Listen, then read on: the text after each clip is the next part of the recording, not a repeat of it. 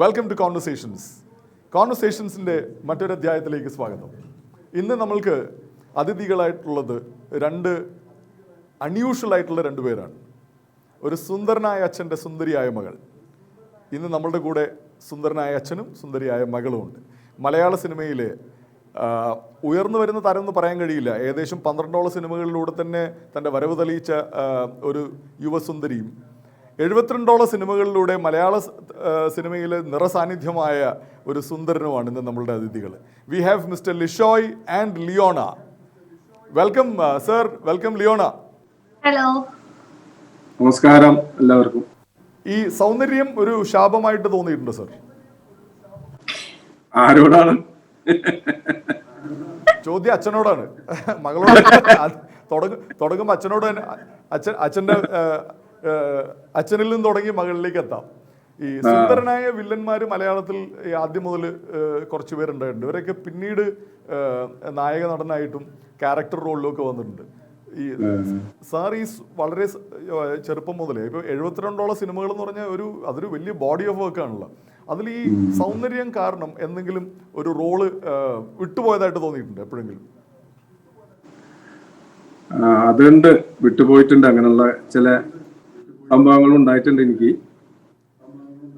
അത് എന്നെ കാണുമ്പോൾ ചിലർക്ക് മനസ്സിലാവും, അത് ഈ ക്യാരക്ടറിന് ഇത്ര പ്രായം കുറഞ്ഞ ഒരാള് മതിയാവില്ല എന്ന് തോന്നിയിട്ട് അങ്ങനെ ഉപേക്ഷിക്കപ്പെട്ടിട്ടുണ്ട് ചിലതൊക്കെ. അപ്പൊ ഈ സൗന്ദര്യം കുറയ്ക്കണമെന്ന് തോന്നിയിട്ടുണ്ടോ എപ്പോഴെങ്കിലും? അങ്ങനെ സൗന്ദര്യത്തിന് വേണ്ടി പ്രത്യേകിച്ച് ഒന്നും ചെയ്യാറില്ല. ആരോഗ്യം സംരക്ഷിക്കാൻ വേണ്ടിയിട്ട് ഉള്ള എക്സസൈസും കാര്യങ്ങളൊക്കെ ഇടയ്ക്ക് സമയം കിട്ടുമ്പോ ചെയ്യും. 72ഓളം സിനിമകളും 12ഓളം സീരിയലുകളും ഇതെല്ലാം മെഗാ സീരിയലുകളുമാണ്. ഈ 72 സിനിമകളിൽ തന്നെ അങ്ങ് ചെറിയ റോളുകളിൽ അഭിനയിച്ചിട്ടുള്ളപ്പോൾ പോലും ആ റോളുകളിൽ വളരെ വ്യക്തമായിട്ടുള്ള ഒരു സാന്നിധ്യം അറിയിച്ചിട്ടുള്ള ഒരു നടനാണ്. ഇനി ഈ അഭിനയിക്കാൻ ഇനി എന്തെങ്കിലും റോള് ബാക്കിയുണ്ടോ? അപ്പം ഞാൻ ലാസ്റ്റ് ഈ അടുത്ത് നെറ്റ്ഫ്ലിക്സിൽ കണ്ടത് ലക്ഷദ്വീപിൽ ഷൂട്ട് ചെയ്ത പ്രണയ മീനുകളുടെ കടൽ. അതിൽ നിന്ന് അതിനകത്ത് ഒരു അഡ്മിനിസ്ട്രേറ്ററായിട്ടാണ് അഭിനയിക്കുന്നതിനകത്ത്. ഇവൻ അതിൽ പോലും ആ ചെറിയ റോളായിട്ട് കൂടി വളരെ അനായാസേനയാണ് ആ ഒരു ശരിക്കും പറഞ്ഞാൽ ഞാൻ ലക്ഷദ്വീപിൽ പോയിട്ടുള്ള ഒരാളാണ്. അപ്പം നേരിട്ട് നമ്മൾ ഇതുപോലത്തെ സർക്കാർ ഉദ്യോഗസ്ഥന്മാരെ അവിടെ കണ്ടിട്ടുണ്ട് പലപ്പോഴും. ചിലർ നിസ്സഹായരായിട്ടിരിക്കുന്നവർ, ചിലർ വളരെ എനർജറ്റിക് ആയിട്ടുള്ള ആളുകൾ. അപ്പോൾ ശരിക്കും അവിടെയുള്ളൊരു അഡ്മിനിസ്ട്രേറ്റർ തന്നെയാണ് അതിനകത്ത് കണ്ടത്. ഈ ഒരു പരകായ പ്രവേശം വളരെ നാച്ചുറലായിട്ട് വരുന്നതാണോ? അത് ചെറുപ്പം മുതലേ ഉണ്ടോ സാറിൻ്റെ ഉള്ളിൽ ഈ ഒരു ആക്ടിങ്ങൾ? അതോ ഒരു എന്താണ് പറയുന്നത്, കുറച്ചൊരു മിഡിൽ ഏജ് ആയി കഴിഞ്ഞിട്ടാണോ അഭിനയത്തിലേക്ക് വരുന്നത്? അല്ലല്ല, വളരെ ചെറുപ്പം മുതലേ ഞാൻ അഭിനയത്തിനോട് ഭയങ്കര താല്പര്യമായിരുന്നു. അത് സ്കൂളിൽ പഠിക്കുമ്പോൾ തന്നെ തുടങ്ങിയിട്ടുണ്ട്. പിന്നീട് അതിനെക്കുറിച്ച് ഒരുപാട് ഞാൻ പഠിക്കാൻ ശ്രമിച്ചിട്ടുണ്ട്. അഭിനയത്തിനെ കുറിച്ച് ഒരുപാട് ഇങ്ങനെ പുസ്തകങ്ങൾ വായിച്ചിട്ടും അങ്ങനെ അതിന്റെ കണ്ടെത്തലുകളൊക്കെ ഒരുപാട് ഞാൻ ചെയ്തിട്ടുണ്ട്. അതിൽ നിന്ന് കിട്ടിയ ഒരു അറിവാണ് എനിക്ക് ഇപ്പൊ ഏതൊരു ക്യാരക്ടർ കിട്ടിയാലും അത് പെട്ടെന്ന് എനിക്ക് മനസ്സിലേക്ക് ഇങ്ങനെ കയറി വരുന്നത്. പണ്ടൊക്കെ ഒരുപാട് ഞാൻ ട്രൈ ചെയ്തിട്ടാണ് കയറാറ് നാടകത്തിലൊക്കെ അഭിനയിച്ചുകൊണ്ടിരിക്കുന്ന സമയത്ത്. ഇപ്പോ അതല്ല, അറിയാതെ ക്യാരക്ടർ ഒരു പറഞ്ഞു കഴിഞ്ഞ ക്യാരക്ടറിലേക്ക് ഞാൻ ഇറങ്ങി ചെല്ലാറുണ്ട്. ഇത് ഈ ചെറുപ്പത്തിൽ, പ്രത്യേകിച്ച് അങ്ങ് തൃശ്ശൂർ ജില്ലയിൽ നിന്ന് വരുന്ന ഒരാളാണ്. ആ സമയത്ത് ഈ ചെറുപ്പത്തിൽ അഭിനയമോഹം എന്നൊക്കെ പറഞ്ഞപ്പോൾ അന്ന് ഈ വീട്ടുകാരുടെയും നാട്ടുകാരുടെയൊക്കെ പ്രതികരണം എന്തായിരുന്നു ആ സമയത്തൊക്കെ? എന്റെ വീട്ടുകാർ എനിക്ക് നല്ല സപ്പോർട്ടായിരുന്നു. എന്റെ അമ്മയായിരുന്നു. പിന്നെ അച്ഛൻ വളരെ ചെറുപ്പത്തിൽ മരിച്ചുപോയി. അത് കാരണം പിന്നെ അമ്മയായിരുന്നു, പിന്നെ ചേട്ടനൊക്കെ ആയിരുന്നു എനിക്ക് സപ്പോർട്ട് ചെയ്തിരുന്നത്. അവർക്കെല്ലാം എന്റെ നാടകങ്ങൾ കാണാനും അത് സിനിമ സീരിയലായാലും അതിലൊക്കെ പോകുന്നത് ഭയങ്കര താല്പര്യമായിരുന്നു. ഇനി മകളിലേക്ക് വരാം. സുന്ദരിയായ മകൾ ലിയോണ. ആക്ച്വലി ഞാൻ ലിയോണയുടെ പല സിനിമകൾ കണ്ടിട്ടുണ്ട്. അതിൽ ഏറ്റവും അത്ഭുതം തോന്നിയത് അന്വേഷണം തന്നെയാണ്. കാരണം എന്ന് പറഞ്ഞാൽ നമ്മൾ ഇപ്പോഴത്തെ പല യങ് ആക്ട്രസസും അങ്ങനത്തെ ഒരു കംഫർട്ട് സോണിന് വെളിയിൽ നിൽക്കുന്ന ഒരു ശരീരഭാഷയും ഒരു റോളും ചെയ്യാനായിട്ട് മടിക്കും. ഇപ്പോൾ ഒരു പോലീസ് വേഷമാണെങ്കിൽ, പോലീസ് യൂണിഫോമിലാണെങ്കിലും, നോർമൽ ഇതാണെങ്കിലും ഓക്കെ. ഒരു pregnant lady officer, I'm sure all this question has been popped at you quite a number of times, but why? ഇപ്പൊ എന്റെ അടുത്ത് ഈ ചോദ്യം ചോദിക്കുന്നത് തന്നെ is because it is different. അപ്പോ that is the reason why I took it up. Felt it is different from whatever I've done, from whatever we usually see. അപ്പൊ മൊത്തത്തിൽ the entire characterization of that character clicked me. There was this some kind of trigger that came out. I just decided I'll do it. അങ്ങനെ പെട്ടെന്ന് interest തോന്നിയ ഒരു ക്യാരക്ടറായിരുന്നു. പക്ഷെ ഒരു young glamorous ആക്ട്രസിന് അങ്ങനെ അത്ര എളുപ്പമല്ല അങ്ങനെ ഒരു തീരുമാനം എടുക്കാനായിട്ട്. ഒരു അമ്മയായിട്ട് അഭിനയിക്കാൻ തന്നെ പ്രയാസമുണ്ട് പല ആളുകൾക്ക്. ചെറുപ്പത്തിൽ ഒരു ബിലോ 25-ലൊക്കെയുള്ള ഒരു ആക്ട്രസിന് ഒരു അമ്മ വേഷം എന്നൊക്കെ പറഞ്ഞാൽ തന്നെ, അതും ഒരു ന്യൂ ബോൺ ബേബിയുടെ അമ്മയാണെന്ന് പറഞ്ഞാൽ തന്നെയും പറ്റില്ല എന്ന് പറയുന്ന ഒരു സാഹചര്യത്തിലാണ് ഒരാളിവിടെ ഒരു പ്രഗ്നന്റ് ഓഫീസർ. അപ്പോൾ അത് വളരെ ഇൻട്രിക്കേറ്റ് ആയിട്ടുള്ള ഒരു ഇൻവെസ്റ്റിഗേഷൻ പാറ്റേണിൽ കൂടെ കടന്നു പോകുന്ന ഒരു റോള്. അത് ശരിക്കും പറഞ്ഞാൽ ഏറ്റെടുക്കുമ്പോൾ ഈ ത്രില്ല് ഉണ്ടായിരുന്നു, പക്ഷെ ഏറ്റെടുത്ത് കഴിഞ്ഞ് അഭിനയിക്കുമ്പോൾ എന്തായിരുന്നു? what did you go through? Was it challenging or was it easy for you? It was challenging because especially because in the body language I had to be always conscious about how I'm walking, how I'm breathing. ഇരിക്കുമ്പോൾ ഭയങ്കര ഒരു stress വരണം. And it's the entire night. കാണിക്കുന്നത് is one night. അപ്പോ ആ നൈറ്റിലുള്ള ഓരോ സീനും tiredness കൂടിക്കൊണ്ട് വരണം. ലാസ്റ്റ് ആവുമ്പോഴേക്കും even though you are investigating you still a pregnant woman. അപ്പോ അതിൻ്റെതായിട്ടുള്ള ശരീരത്തിൽ വരുന്ന നാച്ചുറൽ ആയിട്ട് വരുന്ന കുറച്ച് മാനറിസംസ് വേണമെന്ന് ബോധപൂർവം ഞാൻ എപ്പോഴും ചിന്തിച്ചിട്ടുണ്ട്. സോ അത് മാത്രമായിരുന്നു that was a little challenging for me.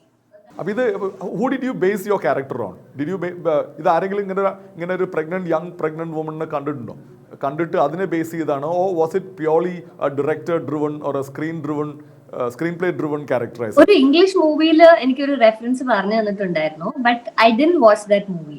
എനിക്ക് കാണണ്ടായിരുന്നു because I wanted to do with myself. I wanted to come out with something that I can do.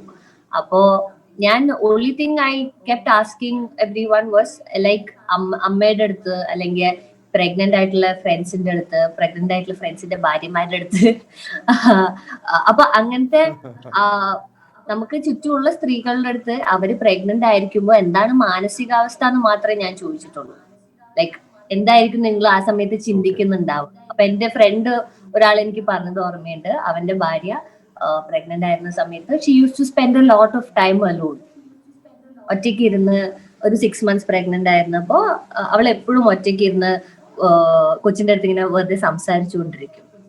So എന്റെ character I know it's totally different from a normal woman who sitting at home when she is pregnant. പക്ഷേ I was thinking like that what a woman would think when she is pregnant. വേറെ എന്തൊക്കെ ഉണ്ടെങ്കിലും this will be her priority. എപ്പോഴും അതിനൊരു കെയറും, അതായത് ഭയങ്കര സ്പീഡിൽ നടക്കുകയോ അല്ലെങ്കിൽ ഭയങ്കര റാഷ് ആയിട്ട് ഈവൻ സംസാരിക്കുമ്പോ പോലും ഒരു ലെവല് വിട്ടിട്ടുള്ള ഒച്ച വെക്കലോ സ്ട്രെങ്ത് എടുക്കലോ സ്ട്രെയിൻ എടുക്കലോ എനർജി എടുക്കലോ ഒന്നും ഉണ്ടായിരുന്നില്ല. So there was only one scene where I'm actually shouting. അതും പക്ഷേ ഒറ്റ സെക്കൻഡ് ഷൗട്ട് ചെയ്ത് നിർത്തും. So that is my character. എനിക്ക് I am pregnant. That is my priority. ഇത്രയും ഇൻവോൾവ് ആയിട്ടുണ്ടെന്നുള്ളതിന്റെ ഏറ്റവും വലിയ തെളിവ് തന്നെയാണ് അതിനകത്ത് കണ്ടിട്ടുള്ള. ഓരോ ഫ്രെയിമിലും ശ്രദ്ധിച്ചു നോക്കിയാൽ കാണാം ഒരു ആക്ട്രസ് എന്തുമാത്രം അവർക്ക് യാതൊരു തരത്തിലും പരിചയമില്ലാത്ത ഒരു 2 റോളും അല്ലേ, ഒന്ന് പോലീസിന്റെ റോള്, രണ്ടൊരു പ്രഗ്നന്റ് വുമന്റെ റോള്, ഇത് രണ്ടും ഒരു തരത്തിലും നേരിട്ട് ഫേസ് ചെയ്യാത്ത ഒരാള് ആ റോൾ അഭിനയിച്ച് ഫലിപ്പിക്കുക, അതും ഭംഗിയായിട്ട് വരിക. അപ്പോൾ അതിനാദ്യം തന്നെ കോൺവെർസേഷൻസിന്റെ പേരിലും ഞങ്ങളുടെ ചാനലിന്റെ പേരിലും ഒരു സല്യൂട്ട്. 72 സിനിമകളിലും 12 മെഗാ സീരിയലിലും അഭിനയിച്ച അച്ഛന് സല്യൂട്ട് കൊടുത്തില്ല, പക്ഷെ എന്നാലും മകൾക്ക് ആദ്യം ഇരിക്കട്ടെ എന്ന് വിചാരിച്ചിട്ടാണ്. അപ്പൊ ഈ അച്ഛന്റെ സൗന്ദര്യം മകൾക്ക് എപ്പോഴെങ്കിലും ശാപമായിട്ടുണ്ടോ? അച്ഛന്റെ സൗന്ദര്യം മകൾക്ക്, അച്ഛൻ doesn't consider himself to be a senior citizen. അച്ഛൻ ഭയങ്കര യങ് ആണ്. ഇപ്പൊ കുറച്ച് മുടി നരച്ച ഏതെങ്കിലും അങ്കിള് റോഡിൽ കൂടെ പോകണ്ടെങ്കിൽ അച്ഛൻ പറയും ഈ വയസ്സായ ആൾക്കാർ ഇതൊക്കെ പറയും. അപ്പൊ ഞാൻ പറയും ഹലോ ഹൂസ് ടോക്കിംഗ്, ആരോടാ എന്ന് ഞാൻ പറയാറുണ്ട്. If he addresses someone who's old as an old man, I will like അച്ഛൻ കുറച്ച് സൗന്ദര്യം ഉണ്ടെന്ന് വെച്ചിട്ട് അച്ഛൻ മറ്റുള്ളവരെ വയസ്സായ യുവർ ഈക്വലി ഓൾഡ്, ചിലപ്പോ അച്ഛനെക്കാട്ടിലും പ്രായം കുറഞ്ഞ ഒരാളായിരിക്കും. അച്ഛൻ പോയി ചേട്ടാന്നൊക്കെ വിളിക്കും ചിലപ്പോ. അങ്ങനത്തെ പ്രായത്തിന് ഇളയ ആരെങ്കിലും പോയി ചേട്ടാന്ന് വിളിച്ചിട്ടുണ്ട് ഇതിനു മുമ്പ്? അച്ഛനെ ഇഷ്ടം പോലെ വിളിച്ചിട്ടുണ്ടാവും.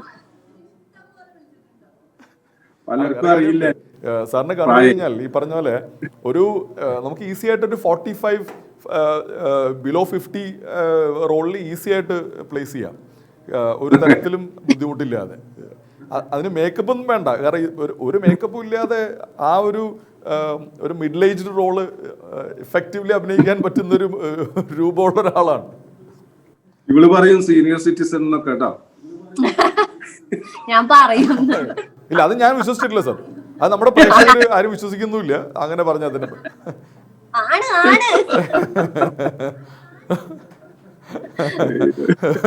അപ്പൊ ഈ നമ്മൾ മലയാള സിനിമയിൽ അങ്ങനെ അത്ര അങ്ങോട്ട് കേൾക്കാത്തൊരു സാധനമാണ്. പക്ഷെ ഇപ്പൊ നമ്മൾ കേട്ടുവരുന്ന ഇന്ത്യൻ സിനിമയിൽ കേട്ടുവന്നൊരു സാധനമാണ് ഈ നെപ്പോട്ടിസം എന്നുള്ളത്. പല ആളുകൾക്കും ഈ നെപ്പോട്ടിസം എന്തെന്നറിയില്ല, സ്വന്തക്കാരെ തിരുകൽ എന്ന് നമ്മൾ ശുദ്ധ മലയാളത്തിൽ പറയാം. അപ്പോൾ ഈ അച്ഛൻ്റെ മകളായിട്ട് സിനിമയിലേക്ക് എൻ്റർ ചെയ്യുന്ന സമയത്ത് was it easy for you, or was it that care of address easy for you as far as the entry is concerned? Entry, yes. Entry to cinema was easy for me. I entered only because my father is an actor. അല്ലെങ്കിൽ ഞാൻ ചിലപ്പോ വരികയില്ലായിരുന്നു. Even actor ആയിട്ട് പോലും അച്ഛൻ വിചാരിച്ചിട്ടുണ്ടാവില്ല ഞാൻ സിനിമയിൽ കയറുന്നു. എന്റെ വീട്ടിൽ ആരും വിചാരിച്ചിട്ടുണ്ടാവില്ല. ലിയോണ ഒരിക്കലും അങ്ങനെ ഒരു താല്പര്യം പറഞ്ഞിട്ടേ ഇല്ല, ആഗ്രഹം ഉണ്ടായിട്ടില്ല അങ്ങനെ ആക്ട്രസ് ആവണമെന്നോ? ഇല്ല. അവള് സത്യത്തില് ഞാൻ നിർബന്ധിച്ചിട്ട് ഒരു ആഡ് ഫിലിമില് അഭിനയിക്കാൻ വന്നതാണ് അവള്. ഞാൻ നിർബന്ധിച്ചിട്ടാണ് അത് വന്നത്. അത് ശരി. എന്നിട്ട് അത് കഴിഞ്ഞപ്പോ ഒരുപാട് ഓഫറുകൾ കിട്ടി അവൾക്ക് ആഡ് ഫിലിമിൽ അഭിനയിക്കാൻ. പിന്നീട് ഒരു സിനിമയിലേക്ക് വേണ്ടിട്ട് എന്റെ ഒരു ഫ്രണ്ട്, കോഴിക്കോടുള്ള എന്റെ ഒരു ഫ്രണ്ട് ശാരദാമ്മയുടെ മുകളിലുള്ള ഒരു കുട്ടീനെ വേണമെന്നും പറഞ്ഞിട്ട് വന്ന് ശാരദാമ്മയുടെ കരികാലം എന്ന സിനിമയിൽ അഭിനയിക്കാൻ ക്ഷണിച്ചിരുന്നു, ശാരദാമ്മയുടെ മകളായിട്ട്. അതിൽ അഭിനയിക്കാൻ പോകുമ്പോ ഇവള് ഭയങ്കര പ്രശ്നമായിരുന്നു. എനിക്ക് അഭിനയിക്കാനൊന്നും അറിയില്ല അച്ഛാ അതൊക്കെ പറഞ്ഞിട്ട് ഭയങ്കര കാറ്റ് പിടിച്ചലൊക്കെ ആയിരുന്നു.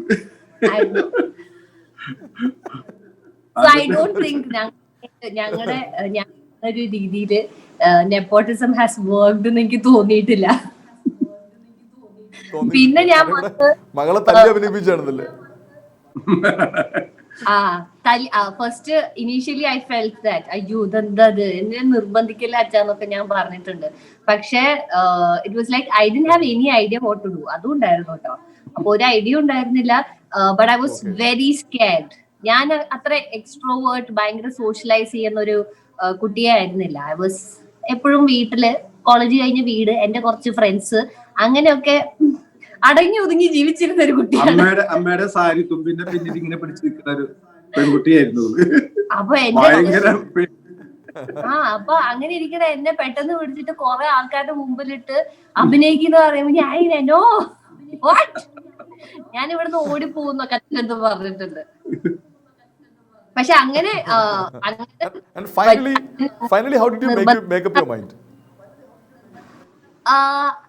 first of all, I started earning. So one after the other, I had work. So പിന്നെ I just അങ്ങനെ ആ ഒരു പ്രോസസ്സിൽ ഞാൻ അങ്ങോട്ട് ഇൻവോൾവ് ആയി പോയി. And I started enjoying it. Slowly ആണ്. പക്ഷെ സിനിമ ഞാൻ എൻജോയ് ചെയ്ത് തുടങ്ങിയത് ആഫ്റ്റർ ഫ്യൂ ഇയേഴ്സ് ആണ്. പക്ഷെ the advertisement and I wanted to know more about it. അല്ലെങ്കിൽ I wanted to be comfortable in front of camera. So അത് കഴിഞ്ഞിട്ട് പിന്നെ it was just ഇപ്പൊ നെപ്പോട്ടിസം എന്ന് പറഞ്ഞാലും അച്ഛന്റെ ഒരു ഇതിൽ വേണ്ട ഞാൻ കേറിയെന്ന് മാത്രമേ പറയാൻ പറ്റുള്ളൂ. But after that every actor has their own struggle.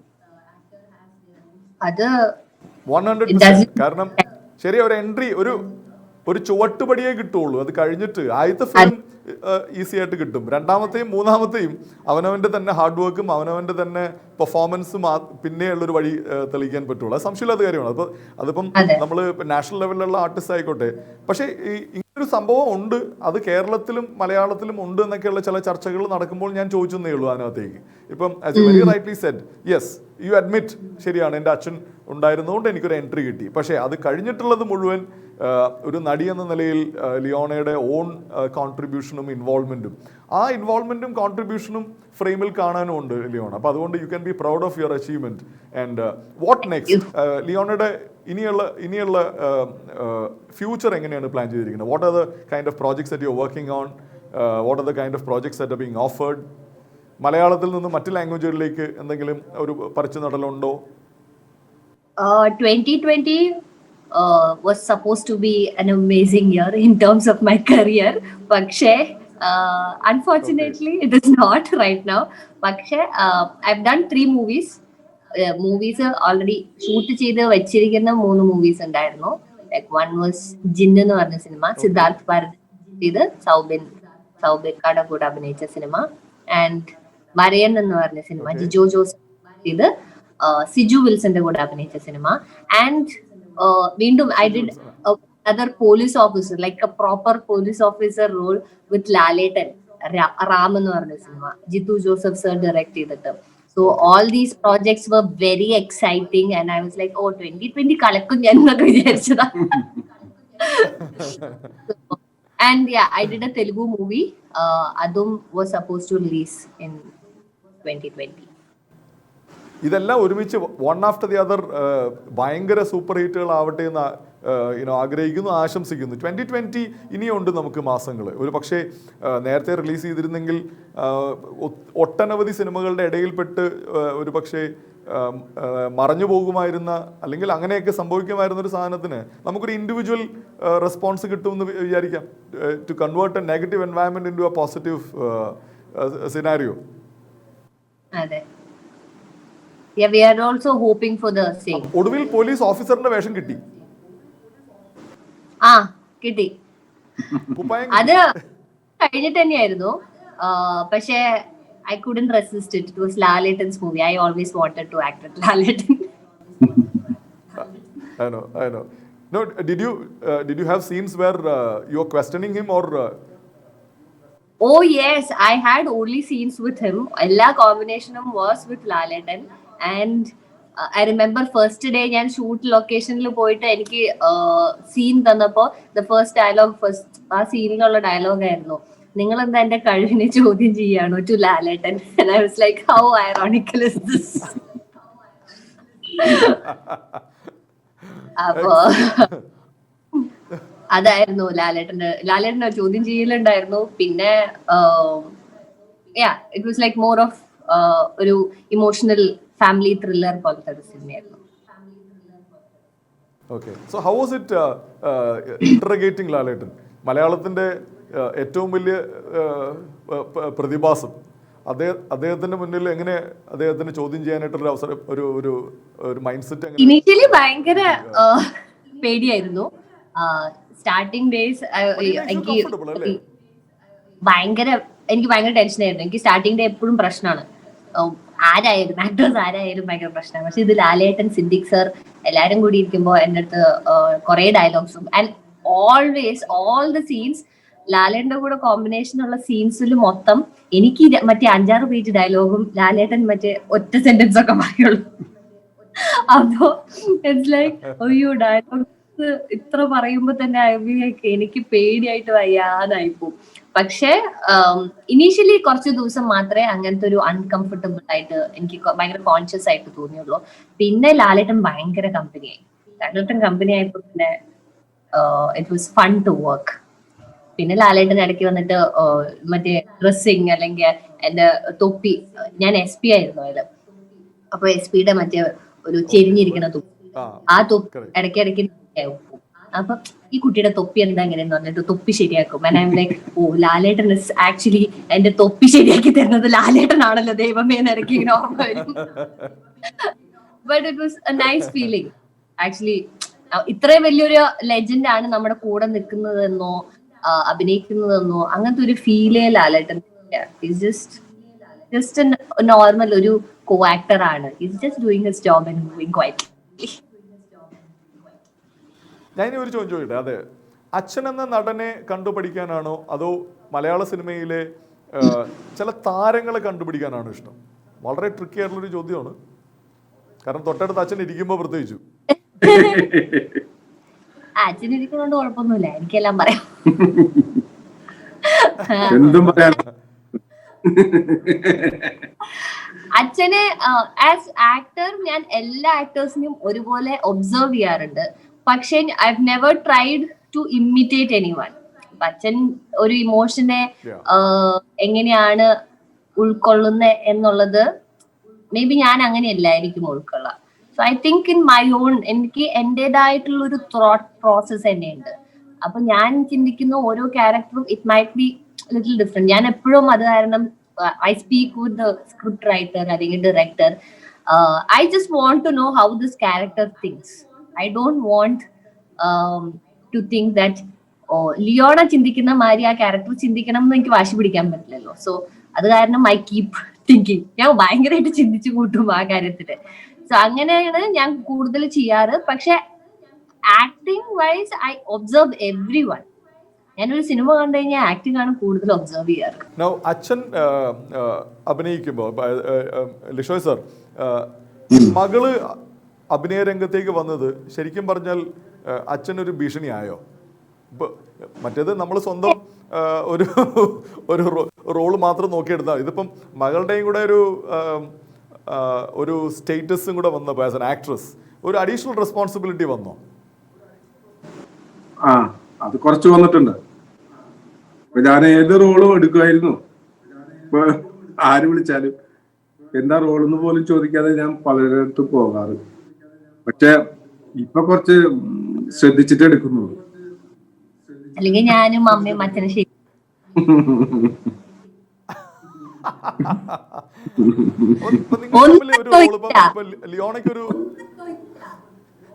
ലിയോണയ്ക്കൊരു role വന്നാല് ലിയോണ അച്ഛനടുത്ത് സംസാരിക്കും? അച്ഛൻ്റെ ഗൈഡൻസ് ഉണ്ടാവുമോ? അച്ഛൻ്റെ അടുത്ത് ആദ്യമൊക്കെ ഉണ്ടായിരുന്നു, ഇപ്പോ അങ്ങനെ ഇല്ല. ഇപ്പൊ ഞാൻ ഫൈനൽ ഡിസിഷൻ ഞാൻ തന്നെയാണ് എടുക്കാറ്. ചെയ്യണോ വേണ്ടോ എന്നുള്ളത് ഞാൻ തന്നെ തീരുമാനിക്കാറ്. അച്ഛൻ്റെ അടുത്ത് പറയും, ഡിസ്കസ് ചെയ്യുന്നതാണ്. He never takes decisions. അങ്ങനെ എന്റെ പ്രോജക്റ്റിനെ കുറിച്ച് അച്ഛൻ അങ്ങനെ ഡിസിഷൻസ് ഒന്നും എടുക്കാറില്ല. He just gives opinions. നല്ലതായിരിക്കും, വേണമെങ്കിൽ ചെയ്തു, അങ്ങനത്തെ. ഒരു അച്ഛൻ എന്ന നിലയിൽ ഇപ്പൊ ഞാനും ഒരു പെൺകുട്ടിയുടെ അച്ഛനാണ്.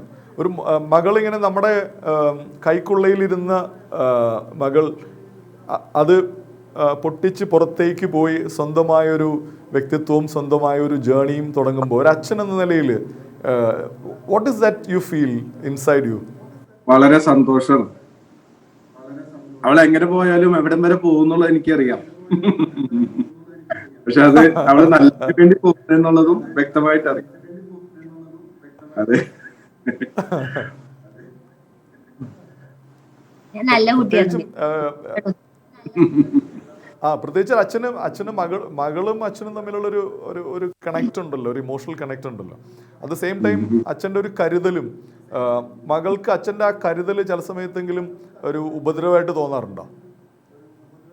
ഇല്ല ഇല്ല, എനിക്ക് ഒരിക്കലും ഉപദ്രവമായിട്ട് തോന്നിയിട്ടില്ല. അത്ര കരുതലൊന്നും ഞാൻ എടുക്കാറില്ല. അച്ഛൻ ആൻഡ് അമ്മ എനിക്ക് തോന്നുന്നു ഏറ്റവും ഒരു ഭയങ്കര നല്ലൊരു ക്വാളിറ്റി പറഞ്ഞ, I know if I get into trouble or anything, അത് എനിക്ക് ചെറുപ്പം തൊട്ടിട്ട് അങ്ങനെയാണ്. ഞാൻ അച്ഛന്റെ അമ്മയുടെ അടുത്ത് മറച്ചു വെച്ചിട്ട് ഒരു കാര്യം ചെയ്യുകയാണെങ്കിലോ, അല്ലെങ്കിൽ നുണ പറഞ്ഞിട്ട് എവിടേക്കെങ്കിലും പോവുകയാണെങ്കിലോ, അല്ലെങ്കിൽ any trouble I get into, ഇങ്ങനെ ഞാൻ നുണ പറഞ്ഞു അല്ലെങ്കിൽ ഞാനൊരു കള്ളത്തരം കാണിച്ചു, any trouble I get into, after that I'm sure I call them first. അവരെ രണ്ട് ചീത്ത കിട്ടിയാലും എനിക്ക് വേണ്ടില്ല, പക്ഷെ അച്ഛനമ്മ വിളിക്കുള്ളൂ. I want discuss it with my friends and വീട്ടുകാരെ അറിയാണ്ട് നമുക്ക് ഇത് എങ്ങനെ സോൾവ് ചെയ്യാന്നൊന്നും ഞാൻ ഒരിക്കലും ചിന്തിക്കില്ല. എനിക്കറിയാം ഞാൻ അച്ഛനെ വിളിക്കുള്ളൂ ഫസ്റ്റ് എന്നുള്ളത്, അല്ലെങ്കിൽ എന്റെ ചേട്ടനെ. അച്ഛനമ്മ ചേട്ടൻ കഴിഞ്ഞിട്ടുള്ള ഡിസ്കഷനേ ഉണ്ടാവുള്ളൂ വേറൊരു ആളുടെ അടുത്ത്. No, that is a brilliant takeaway. ഈ മൊത്തം ഷോയുടെ ഏറ്റവും വലിയൊരു take away for the next generation will be that one sentence, that trust factor. അച്ഛനും അമ്മയും കഴിഞ്ഞേ ഉള്ളൂ, അച്ഛനും അമ്മയാണ് നമ്മളുടെ ബേസിക് സപ്പോർട്ട് സിസ്റ്റം. അതിനകത്തും ശരിക്കും ഇവരെ ഈ അച്ഛനെയും മകളെയും ശരിക്കും പറഞ്ഞാൽ നമുക്ക് മാതൃക ആക്കേണ്ട ഒത്തിരി ഒത്തിരി ഒത്തിരി കാര്യങ്ങളുണ്ട്. അതിലേക്ക് തിരിച്ചു വരാം.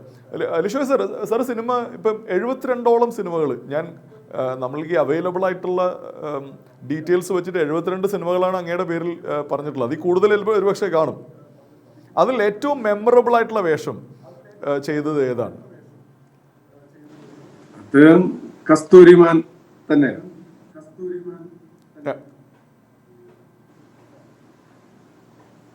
ആലുക്ക.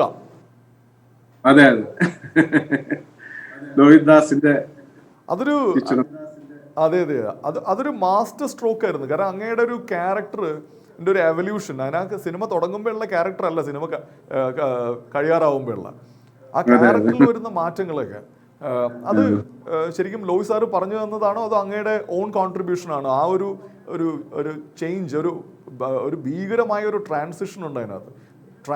ഒരു ട്രാൻസ്ഫോർമേഷൻ ഉണ്ട് അതിനകത്ത്, ഒരു ആറ്റിറ്റ്യൂഡിലും ബോഡി ലാംഗ്വേജിലും ഒക്കെ. അത് ലോഹി സാറ് കുറെ പറഞ്ഞു തന്നിട്ടുണ്ട്. അതേപോലെ അറിയാതെ കുറച്ച് കഴിഞ്ഞപ്പോ ലോഹി സാറ് പറയാൻ ഉദ്ദേശിക്കുന്നത് എന്താണെന്ന് ശരിക്കും എന്നെ എന്ന് പറഞ്ഞിരുന്നു. അത് അങ്ങനെ പിന്നെ ആയിക്കൊണ്ടിരിക്കുകയാണ് ആ ക്യാരക്ടർ അവസാനം വരെ. അപ്പൊ ആ ക്യാരക്ടറിനെ എന്റെ അഭിനയത്തിനനുസരിച്ച് ആള് ഡെവലപ്പ് ചെയ്തിരുന്നത് അന്ന്. ഓക്കെ. അല്ല, ആ സിനിമ സംഭവിക്കാനുള്ള കാരണം എന്താണ്? അത് ലിഷോയ് എന്ന ആക്ടറിലേക്ക് ആ റോള് വരാനുള്ള എന്തെങ്കിലും റീസൺ ഉണ്ടോ? അതിന് മുമ്പുള്ള എന്തെങ്കിലും ഒരു സിനിമ കണ്ടിട്ടാണോ അതോ എന്തായിരുന്നു ആ ഒരു ഇൻസിഡന്റ്? എന്തായിരുന്നു അത്? ഒന്നുമില്ല, അവർക്ക് കാശ് കുറഞ്ഞ ഒരാളെ കിട്ടണം, അത് കാരണം വന്നതാ. ഞാനൊരു ചോദ്യം ചോദിക്കട്ടെ, അതായത് സിനിമയാണോ സീരിയലാണോ സാറിന് ഏറ്റവും കൂടുതൽ സാറ്റിസ്ഫാക്ഷൻ കിട്ടുന്നത് ഒരു ആക്ടർ എന്ന നിലയിൽ? സാമ്പത്തിക സാറ്റിസ്ഫാക്ഷൻ സിനിമ, സീരിയലും വലിയ കുഴപ്പമില്ല. ജോബ് മാതിരി തന്നെ കൊണ്ടു നടക്കാം, നമുക്ക് മാസം മാസം ശമ്പളം കിട്ടും, അങ്ങനെയുള്ള വ്യത്യാസം. ഒരു സിനിമ തന്നെ സാറ്റിസ്ഫാക്ഷൻ. സാമ്പത്തിക ഭദ്രതയുടെ പോയിന്റ് ഓഫ് വ്യൂ സീരിയലാണ് നല്ലതല്ലേ? അതെ അതെ. പക്ഷെ അഭിനയത്തിന്റെ കാര്യത്തിൽ എനിക്ക് പറയാനുള്ളത് സിനിമ തന്നെയാണ് ഏറ്റവും ബെറ്റർ. നമുക്ക് സമയമെടുത്ത് ചെയ്യാം. അവർക്ക് അതല്ല, സീരിയലുകാർക്ക് അതല്ലല്ലോ, വേഗം വേഗം എടുത്തു പോകണം അവർക്ക്. അപ്പൊ ചെയ്യാവുന്നത് മാത്രം ചെയ്താൽ മതി. പിന്നീട് അങ്ങോട്ട് കൂടുതലായിട്ട് നമുക്ക് ചിന്തിക്കാനുള്ള സമയം കിട്ടില്ല. ഒരു ഫാക്ടറിയാണ് ഇങ്ങനെ വന്നുകൊണ്ടിരിക്കുക രംഗങ്ങൾ അല്ലേ? അതെ അതെ. ഒരു പ്രസ് പോലെ അടിച്ചടിച്ചടിച്ചു പോകുന്ന ഒരു സിനാരിയോ. അതെ. ഇപ്പോഴും കസ്തൂരിമാനിലെ ആ റോളാണ് മെമ്മറബിൾ എന്ന് പറയുന്നു. ഇനിയുള്ള കാലം, ഇനിയും എത്രത്തോളം സിനിമകൾ അഭിനയിക്കാനിരിക്കുന്നു? വരാൻ പോകുന്ന പ്രോജക്ട്സ് ഏതൊക്കെയാണ് സാർ? വരാൻ പോണത് ഇപ്പൊ പ്രീസ്റ്റ് മമ്മൂട്ടിയുടെ കൂടെ പദം ചെയ്തിട്ടുണ്ട്. പിന്നെ ദൃശ്യം 2 ഇപ്പൊ അവര് വിളിച്ചിട്ടുണ്ട് എന്നെ. അതിന്റെ ഷൂട്ടിംഗ് തുടങ്ങാൻ പോകണല്ലോ. ഈ മമ്മൂക്കയുടെ കൂടെയുള്ള അഭിനയം, ഈ രണ്ട് സുന്ദരന്മാര് ഓപ്പോസിറ്റ് വന്നു കഴിഞ്ഞാൽ ഉള്ള ഒരു സിനാരിയോ എന്തായിരുന്നു? മമ്മൂക്കയ്ക്ക് ഒരു ഇൻഫീരിയർ കോംപ്ലക്സ് ലാൽ സാറായിട്ടും അഭിനയിച്ചിട്ടുണ്ട്, മമ്മൂക്കയായിട്ടും അഭിനയിച്ചിട്ടുണ്ട് ഒരുപാട് പടങ്ങളെ. ലാൽ സാറായിട്ട് കുറച്ച് അഭിനയിച്ചിട്ടുള്ളൂ. അത് ഒന്ന് യോധ. അല്ല, യോധ എന്നൊക്കെ പറയുമ്പോഴാണ് മോള് നേരത്തെ പറഞ്ഞ സീനിയർ സിറ്റിസൺ ചെയ്തിട്ടുണ്ട് പ്രായമൊക്കെ നമുക്ക് ഓർമ്മ വരുന്നത്. അത് ശരിയാ. ഈ യോധയിൽ അച്ഛൻ അഭിനയിക്കുമ്പോ മോക്ക് എത്ര വയസ്സുണ്ട്? Oh, I was just born, I think. You were just born. സംശയമാണ്. ആ സമയത്ത് വളരെ അറൗണ്ട് മൈ ഏജ് ആണ് യോധ. അതെ അതെ അതെ അതെ. എനിക്ക് തോന്നുന്നു ഞാൻ I was in college, so must been some 25 years ago. Yeah, more than 25. Probably yes, probably yes. വീട്ടിലിപ്പോ ഒരു സിനിമാഗ്രഹമാണ് അല്ലേ? ഇതിനു മുമ്പ് അച്ഛൻ എന്ന ആക്ടർ മാത്രമേ ഉണ്ടായിരുന്നുള്ളൂ. ഇപ്പൊ അച്ഛനും മകള് 2 താരങ്ങളുള്ള വീടാണ്. ഈ വീട് ഈ ഒരു സിനിമ ചർച്ചകളുടെ ഒരു വീടാണോ, അതോ ചില സ്ഥലങ്ങളിൽ ഞാൻ കേട്ടിട്ടുണ്ട് സിനിമ എന്ന് പറയുന്നത് വീടിന്റെ വരാന്ത കയറുമ്പോൾ ഉപേക്ഷിച്ച് അകത്തേക്ക് പച്ചയായ 2 പേര് കയറുന്ന ഒരവസ്ഥ. അവിടെ എങ്ങനെയാ? നിങ്ങളുടെ വീട് എങ്ങനെയാ? ഞങ്ങളുടെ വീട്ടില് എല്ലാം ഉണ്ട്. മകനും മ്യൂസിക് ഡയറക്ടറാണ്, പിന്നെ ഡാൻസ്. ഓക്കെ. അങ്ങനെ ഒരു ഇതും കൂടി ഉണ്ട്. ഞങ്ങള് കലാകാരന്മാരാണ് എല്ലാവരും. സോ വി ഹാവ് ദിസ് എന്താ പറയാ ഭയങ്കര ഡിസ്കഷൻ അബൌട്ട് എവറിഥിങ്. ലൈക്ക് അച്ഛന്റെ വർക്ക് ആയാലും എന്റെ വർക്ക് ആയാലും ചേട്ടന്റെ വർക്ക് ആയാലും. And we have a very strong criticiser in our house, അമ്മ. അമ്മ 3 പേരും നിരത്തിയിരുത്തിയിട്ട് പിടിച്ചിരുത്തിയിട്ട് ഇതൊക്കെയാണ് നിങ്ങൾ ചെയ്യണ കാര്യങ്ങളിൽ തെറ്റ്, ഇത് ലുക്ക് ശരിയായിരുന്നില്ല, ആംഗിൾ ശരിയായിരുന്നില്ല, ഇങ്ങനത്തെ കാര്യങ്ങളൊന്നും ചെയ്യരുത്. From head to toe she'll analyse you. കലക്കി. ആരെയാണ് കൂടുതൽ വിമർശിക്കുന്ന അമ്മ? അച്ഛനെയാണോ മകളെയാണോ? രണ്ടുപേരും ഈക്വലി. എന്നെ കുറച്ച് കൂടുതലാ. ഈക്വലി. അച്ഛനെ കൂടുതൽ അച്ഛൻ കാണാറില്ല എന്നെ ക്രിട്ടിസൈസ് ചെയ്യുന്നത്. അമ്മ എന്റെ കൂടെ സെറ്റിലേക്ക് വരെ അമ്മ എന്നോടുള്ള ക്രിറ്റിസിസം ഒക്കെ അമ്മ ഡയറക്റ്റ്, ഞാൻ ക്യാമറയിൽ നിന്ന് എപ്പുറത്തേക്ക് വന്നു കഴിഞ്ഞാൽ അപ്പ തന്നെ കിട്ടും എനിക്ക്. അതിന് ഒരു ഷോട്ട് കഴിയുമ്പോ തന്നെ കിട്ടും, അപ്പൊ തന്നെ കിട്ടും. ഭയങ്കര ക്വിക്കാണ്, ക്വിക്ക് റെസ്പോൺസ് ആണ് അമ്മയുടെ. അത് ശരി. അല്ല, അപ്പൊ അമ്മയെ കൂടെ നാളെ നമുക്ക് സിനിമയിൽ പ്രതീക്ഷിക്കാവോ? അമ്മയുടെ അടുത്ത് കുറെ പേര് ചോദിച്ചിട്ടുണ്ട്. ലൈക്ക് ഞാൻ പോയിട്ടുള്ള സെറ്റിൽ തന്നെ there has been so many people who have asked എന്റെ അമ്മയായിട്ട് അഭിനയിക്കാൻ അല്ലെങ്കിൽ ഏതെങ്കിലും ഒരു ക്യാരക്ടർ ചെയ്യാൻ പറ്റും, വെറുതെ നിന്നാ മതി, അതൊക്കെ ചെയ്യൂ എന്നൊക്കെ പറഞ്ഞിട്ട് അങ്ങനെ കുറെ ചോദിച്ചിട്ടുണ്ട്. But she is like no no no, വേണ്ട വേണ്ട. അല്ല, അമ്മയെ നിർബന്ധിക്കണമെന്നുണ്ടെങ്കിൽ ബുദ്ധിമുട്ടാവും എല്ലാവർക്കും, അതാണ് അമ്മ പറയാ. വിമർശക മാത്രമേ അമ്മയെ നിർബന്ധിച്ചാൽ അഭിനയിക്കുള്ളൂന്നുണ്ടെങ്കിൽ നമ്മൾ നിർബന്ധിച്ചിരിക്കുന്നു.